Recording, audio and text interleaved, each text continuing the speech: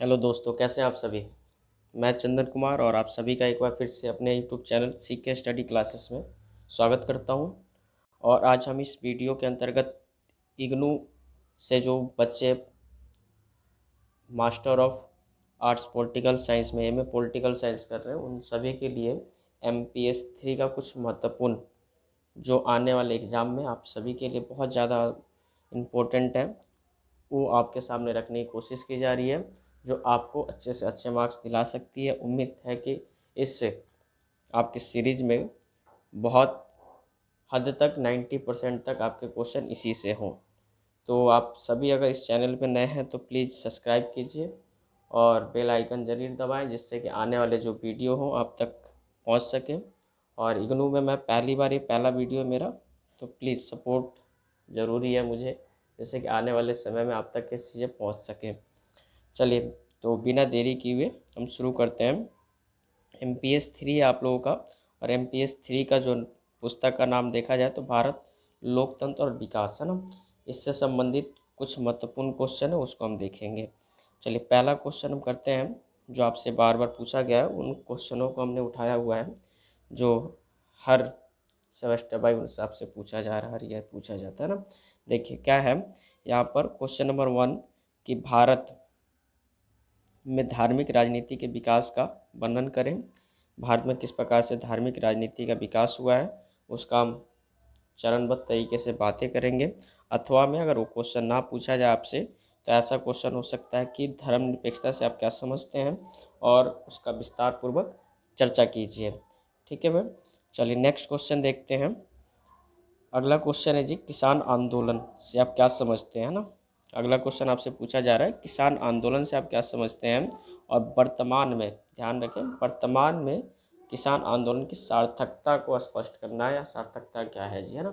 कि किसान आंदोलन की जड़ें तो आप लगातार बहुत प्राचीन रही है जी, वो अंग्रेज़ों से पहले भी रही है ना, लेकिन वर्तमान समय में जिस तरह से आप देख पा रहे हैं कई सारे आधुनिक भारत में ना, उन सभी आंदोलनों की यहाँ पर हम चर्चा करेंगे। नेक्स्ट क्वेश्चन देखते हैं अपन। तो यहाँ तीसरा जो क्वेश्चन आपको दिखाया गया है कि आधुनिक लोकतंत्र में प्रेस की भूमिका। ठीक है जी, प्रेस की भूमिका बताना है जी। मीडिया किस प्रकार से आज आधुनिक लोकतंत्र को बढ़ावा देने में, और उनमें कहाँ कहाँ, क्योंकि लोकतंत्र का चौथा जो स्तंभ है जी, प्रेस को कहा जाता है, मीडिया को कहा जाता है, और किस प्रकार से उसकी भूमिका आज लोकतंत्र में रही है उसकी गणना करना है। बहुत ज़्यादा इंपॉर्टेंट क्वेश्चन है। नेक्स्ट देखा जाए तो अगला क्वेश्चन आपसे पूछा जा रहा है कि टिकाऊ विकास से आप क्या समझते हैं। ध्यान रखें कि टिकाऊ विकास से आप क्या समझते हैं। टिकाऊ विकास एक ऐसा प्रश्न है जो सिर्फ एमपीएस 3 में ही नहीं है, बल्कि एमपीएस आपने 1 में भी देखा होगा, एमपीएस 2 में भी देखा होगा, बाकायदा एमपीएस 4 में भी आप देखते हैं इस क्वेश्चन को, है ना। और यहाँ आप भारतीय संदर्भ में इसकी चर्चा करेंगे कि टिकाऊ विकास से आप क्या समझते हैं, और इस पर टिप्पणी करना अपने को ना। अथवा अगर ऐसा नहीं दिया तो आपसे पूछा जा सकता है कि सतत पोषणीय विकास से आप क्या समझते हैं, इसके ऊपर टिप्पणी कीजिए, उल्लेख कीजिए, व्याख्या कीजिए। ठीक है, तो ज़रूर देख के जाइएगा। सिर्फ एमपीएस 3 के लिए इम्पोर्टेंट नहीं है क्वेश्चन, एमपीएस 1 2 3 4 बकायदा सबके लिए ना।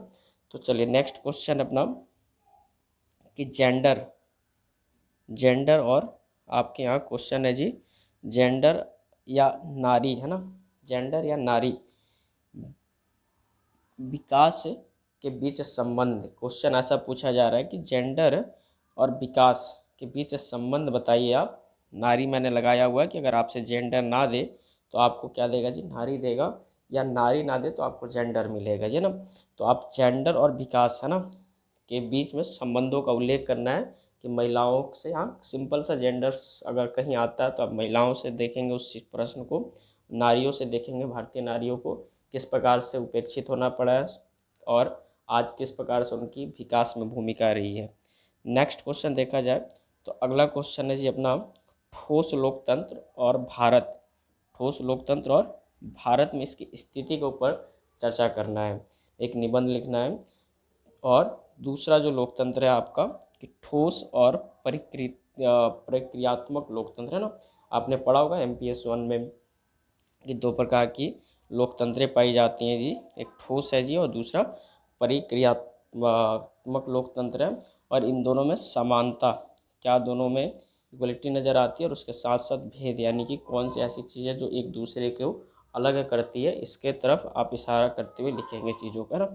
तो इसको सत्तावाचक भी कहा जाता है, ठोस लोकतंत्र को सत्तावाचक लोकतंत्र भी कहा जाता है। तो इस चीज़ को आप दिमाग में रखें अपने ना। अगला क्वेश्चन देखते हैं। अगला क्वेश्चन आपसे पूछा जा रहा है जो महत्वपूर्ण है, काफ़ी महत्वपूर्ण है, जो दिया जा रहा है कि भारत के उत्तर पूर्व क्षेत्र में निर्जातीय आंदोलन के कारण का वर्णन कीजिए। उत्तर पूर्व से मतलब है जी पूर्वोत्तर के राज्य, सेवन सिस्टर्स, असम और असम से निकले कुछ राज्य हैं, उनमें प्रमुख तौर से ये क्वेश्चन आपको उधर इशारा कर रहा है और उनमें हुए कुछ आंदोलन है ना, जो अपने कई सारे कारणों की वजह से हुए हैं, जो आप देखेंगे तो आपको मिलेगा। नेक्स्ट क्वेश्चन आपसे दिया जा रहा है अथवा में कि भारतीय राष्ट्रीय निर्माण में इस निर्जातीय चुनौतियों का टिप्पणी कीजिए। किस प्रकार से राष्ट्र निर्माण में इन जो निर्जातीय आंदोलन रहे हैं या निर्जातीय लोग रहे हैं, इन लोगों से आपको चुनौतियों का सामना करना पड़ा, जो कि एक देश को खड़ा करने में है ना। अथवा में एक और क्वेश्चन आपको दिया जा रहा है, जो बोला जा रहा है कि भारत में जातीयता, जातीयता का मतलब वहीं आप अलग अलग समुदाय में जो ग्रुप में बटे हुए लोग हैं के विभिन्न अभिव्यक्तियों का है ना संक्षिप्त में वर्णन कीजिए। ठीक है जी, पूछा जा रहा है आपसे कि विभिन्न अभिव्यक्तियों का संक्षिप्त में वर्णन करना अपने को। नेक्स्ट क्वेश्चन अगर देखा जाए तो नेक्स्ट क्वेश्चन आपसे दिया जा रहा है जो बहुत इंपॉर्टेंट है, मोस्ट इंपॉर्टेंट क्वेश्चन के श्रेणी में आता है क्वेश्चन, जो बोला जा रहा है कि भारत में क्षेत्रीय असंतुलन है ना, कई ऐसे आप इलाके देखेंगे जहाँ पर खास तौर से उस पूर्वोत्तर राज्य की मैं चर्चा करूँगा जहाँ बहुत पिछड़ा रह गया देश बाकी राज्यों की तुलना में, है ना, वो राज्य काफ़ी पिछड़े रह गए। उसके विभिन्न परिप्रेक्ष्यों की समीक्षा कीजिए, किस प्रकार से वो पिछड़े रह गए, क्या ऐसा होना चाहिए, उन सब की चर्चा करेंगे। और यहीं आपकी क्षेत्रीय असंतुलन क्या करता है, क्षेत्रवाद को जन्म देता है, जो अथवा में दिया जा रहा है कि क्षेत्रवाद पर एक लेख लिखिए, जो औरों की तुलना में वो कहीं ना कहीं पिछड़ जाते हैं और अपने आप में एक अलग दृष्टि, एक भावना, अलग राज्य, अलग देश की कहीं ना कहीं दृष्टि, सपना देखना शुरू कर देते हैं और एक अलग आवाज़ उठनी हो जाती है जी, क्षेत्रवादी आंदोलन शुरू हो जाता है ना, क्षेत्रीय असंतोष के कारण। चलिए नेक्स्ट क्वेश्चन है, भारत में स्थानीय शासन या स्वशासन की कार्य प्रणाली को संक्षेप में चर्चा कीजिए। जो अति महत्वपूर्ण बहुत बार पूछा गया क्वेश्चन है, पूछा ये जा रहा है कि भारत में स्थानीय स्वशासन, और स्थानीय स्वशासन की जगह आपको पंचायती राज भी मिल सकता है कि पंचायती राज की कार्य प्रणाली जो आपको बताना पड़ सकता है। नेक्स्ट क्वेश्चन दिया हुआ है जी इसी का अथवा कि 73वां या आपसे 74वां संविधानिक संशोधन की चर्चा कीजिए। ठीक है, एक बार जरूर देख के जाइए इस क्वेश्चन को। अगला क्वेश्चन है कि राजनीतिक दलों और दबाव समूहों के मध्य विभेद करें और उनके मुख्य लक्षणों को उजागर कीजिए ना। क्वेश्चन में दो है, राजनीतिक दल और दबाव समूह है ना, उनके बीच विभेद, क्या चीज़ अलग करते हैं एक दूसरे को और उनके लक्षण क्या है जी, है ना, इस चीज़ को आप देखेंगे। नेक्स्ट क्वेश्चन अथवा में दिया जा रहा है कि हित समूह की विशेष लक्षणों की चर्चा करें। ठीक है, तो आप ज़रूर देख के जाएं और कोई भी ऐसा आपको प्रश्न जो ना समझ में आ रहा हो तो मैं आपको अपने डिस्क्रिप्शन बॉक्स में अपने व्हाट्सअप नंबर दूंगा और इंस्टा आईडी दूंगा, आप वहाँ मुझे कांटेक्ट कर सकते हैं कि सर इसका आंसर चाहिए। अगर आपको ना मिल पा रहा हो तो मैं वहाँ पर आपको आंसर प्रोवाइड करवा दूंगा ना। तो आप प्लीज़ इस सभी क्वेश्चनों को देख के जाइएगा। अगला क्वेश्चन दिया हुआ है कि भारतीय संघवाद की प्रकृति या संघीय व्यवस्था के कार्यकलाप पर एक निबंध लिखिए। ठीक है, यानी कि भारतीय संघवाद है ना, संघवाद किस प्रकार से रहा है और उनकी प्रकृति, संघीय व्यवस्था, भारत की संघीय व्यवस्था कैसी रही है, उसके ऊपर काम करना अपने को है ना। नेक्स्ट क्वेश्चन अथवा में अगर आपसे ना पूछा जाए तो पूछा जा सकता है केंद्र और राज्य के बीच में तनाव का मुख्य कारण क्या है, और तनाव के मुख्य बहुत सारे कारण हैं, जिसमें कि सबसे ज़्यादा आप देखेंगे कि सबसे ज़्यादा विवादित ढांचा रहता है आपका धारा 356 को लेकर। उसके साथ साथ इस राज्य और केंद्र सरकार के तनाव को कम करने के लिए बीच बीच में कई बार आयोगों का गठन किया गया है, जिसमें सरकारी आयोग बहुत अति महत्वपूर्ण है। हो सकता है कि शॉर्ट क्वेश्चन में आपसे पूछ लिया जाए सरकारी आयोग, तो उसको भी आप एक बार जरूर देख के जाए ना। चलिए अगला क्वेश्चन आप लोग देखते हैं कि भारत में संसदीय कार्यपालिका, क्या पूछा जा रहा है जी, भारत में संसदीय कार्यपालिका। अब कार्यपालिका देखते हैं कि अगर वैश्विक स्तर पर देखा जाए तो उमन 2 प्रकार की होती है, तीसरी एक और मिलती है अपने को। पहला तो संसदीय होता है, दूसरा आपका अध्यक्षात्मक, तीसरा होता है अर्ध अध्यक्षात्मक, है ना। जैसे श्रीलंका, रूस जैसे देशों में जाए तो अर्ध अध्यक्षात्मक मिल जाता है। अमेरिका जैसे देशों में आप जाएंगे तो वहाँ पर आपको अध्यक्षात्मक शासन प्रणाली कार्यपालिका दिख जाती है। भारत जैसे देशों में आप आते हैं, ब्रिटेन जैसे देशों में जाते हैं तो संसदीय कार्यपालिका है। तो इनके ऊपर आपको एक टिप्पणी लिखनी है, लिखे। अथवा में दिया जा रहा है कि भारतीय संसद व्यवस्था में लोकसभा की जो भूमिका है उसका परीक्षण कीजिए कि भारतीय संसदीय व्यवस्था में लोकसभा किस प्रकार से अपनी महत्वपूर्ण भूमिका निभाती है। क्योंकि लोकसभा जनता का चुना हुआ एक सदन है, बहुमत द्वारा वहाँ बैठे हुए लोग हैं, तो इस वजह से लोकसभा पढ़ के जाए उसका ना। चलिए अगला क्वेश्चन दिया जा रहा है आपसे कि मानव विकास से आप क्या समझते हैं, इसके अध्ययन, मानव विकास से आप क्या समझते हैं, इसके अध्ययन के मौलिक न्यूनतम आवश्यकता दृष्टिकोण की चर्चा कीजिए ना। यानी कि इसके कई सारे उपागम है, कई सारे दृष्टिकोण है जिसके अंतर्गत हम मानव विकास की चर्चा करते हैं, जिसमें आपसे पूछा जा रहा है कि मौलिक न्यूनतम आवश्यकता वाले दृष्टिकोणों की आपको चर्चा करना है यहाँ पर। अथवा में जो दिया जा रहा है अपने से क्वेश्चन, वो क्वेश्चन है, देखें यहाँ पर, तो क्वेश्चन दिया है कि मानव विकास की अवधारणा को परिभाषित करते हुए कीजिए और इसके अध्ययन के विभिन्न दृष्टिकोणों और उसके उपागमों की चर्चा कीजिए। ठीक है, पूछा क्या जा रहा है, मानव विकास की अवधारणा को परिभाषित करना अपने को, उसके बाद आपसे ये पूछा जा रहा है कि उसके विभिन्न कौन कौन से दृष्टिकोण हैं, उसके साथ उसके उपागम कौन कौन से हैं। ठीक है, ना मिले आप लोगों को आंसर तो आप नंबर पे मैसेज कीजिए व्हाट्सएप पे, और आप व्हाट्सएप पे ना है तो आप मेरे को इंस्टाग्राम पे मैसेज कर सकते हैं, जहाँ मैं आपको इसका समाधान दूंगा, है ना। चलिए अगला क्वेश्चन देखते हैं हम लोग। अगला क्वेश्चन न्यायपालिका से संबंधित है। 3 क्वेश्चन रिपीटेड क्वेश्चन इनमें से होते रहता है, उन तीनों क्वेश्चनों को मैंने रखा हुआ है, तो आप तीनों को एक बार ज़रूर देख के जाएं। जो पूछा जा रहा है सबसे पहला क्वेश्चन कि भारत में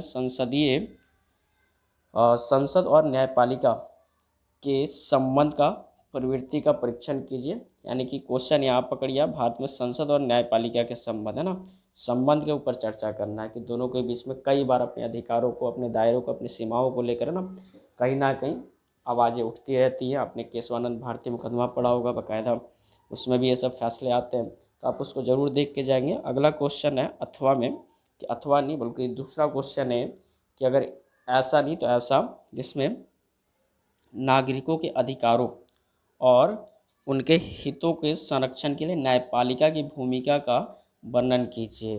ठीक है, क्या पूछा जा रहा है कि नागरिकों के अधिकारों के, जो आपके अधिकार है जी, मानो हमारे मौलिक अधिकार, जो आपके कहीं ना कहीं अनुच्छेद जो 32 के अंतर्गत न्यायपालिका क्या करती है जी, संरक्षण करती है। ठीक है, आप उसकी चर्चा करेंगे। इसके अलावा आप इसमें जनहित याचिका के तहत आप देख सकते हैं, न्यायिक सक्रियता के तहत देख सकते हैं, से कई सारे कदम उठाए जा सकते हैं। ठीक है, जहाँ पर आपके अधिकारों की रक्षा न्यायपालिका के द्वारा की जाती है। चलिए अगला क्वेश्चन है कि जो पूछा जाता है आप लोगों से, वो क्वेश्चन है आपका कि भारत में सर्वोच्च न्यायालय के कुछ महत्वपूर्ण आदेशों का उदाहरण देते हुए न्यायिक पुनर्विलोकन या जनहितवाद के मध्य विभेद, क्या पूछा जा रहा है जी, जनहित के मध्य विभेद का। तो यहाँ क्वेश्चन, यहाँ आपको ये पकड़ना है, न्यायिक पुनर्विलोकन, है ना, कुछ ऐसे न्यायिक पुनर्विलोकन है क्या, उस चीज़ की चर्चा करेंगे हम लोग। और उसके साथ साथ यहाँ पर जनहितवाद के मध्य में किस प्रकार से कई बार उसको विभेदों का सामना करना पड़ा है। और बाकायदा एक और क्वेश्चन आप देख के जाएं, जनहित याचिका, है ना, वो आप करके जाएंगे। चलिए अगला क्वेश्चन है अपना कि मूल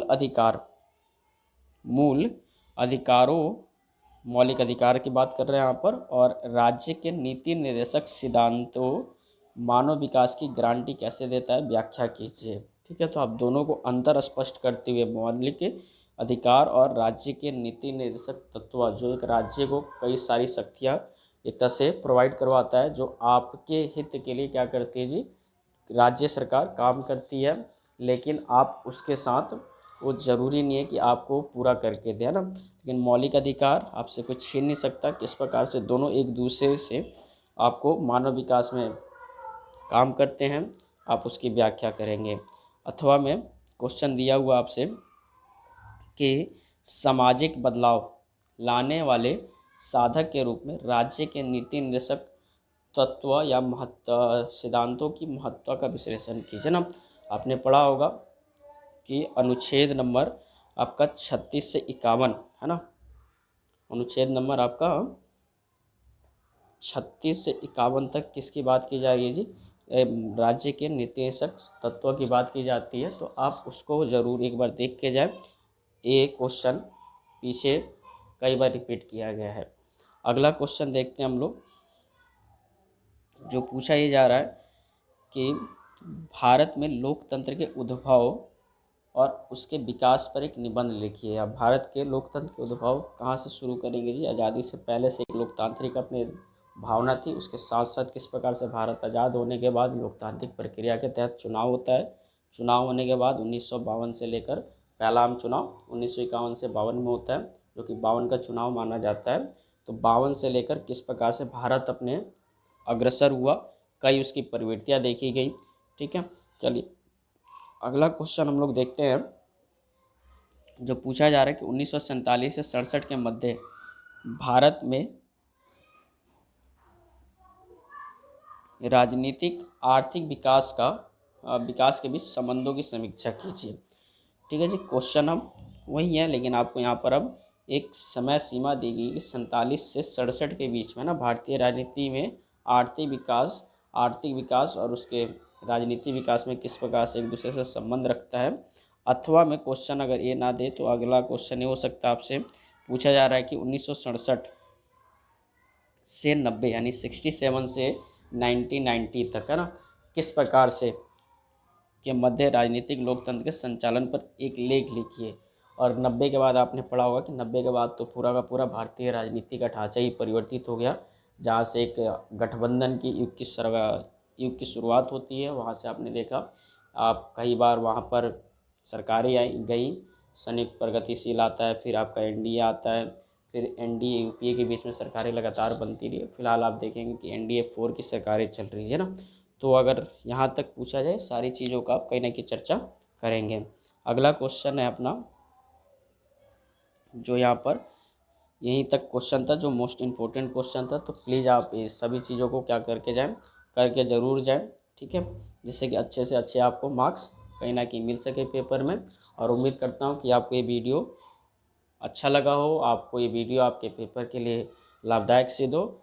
और इसको लाइक शेयर ज़रूर कीजिए, जिससे कि मैं मोटिवेट हो सकूं और आने वाले जो आपके सेकेंड ईयर है वहाँ मैं आप सभी के लिए कहीं ना कहीं आप सभी के सेवा में खड़ा रहूं। धन्यवाद। जय हिंद, जय भारत।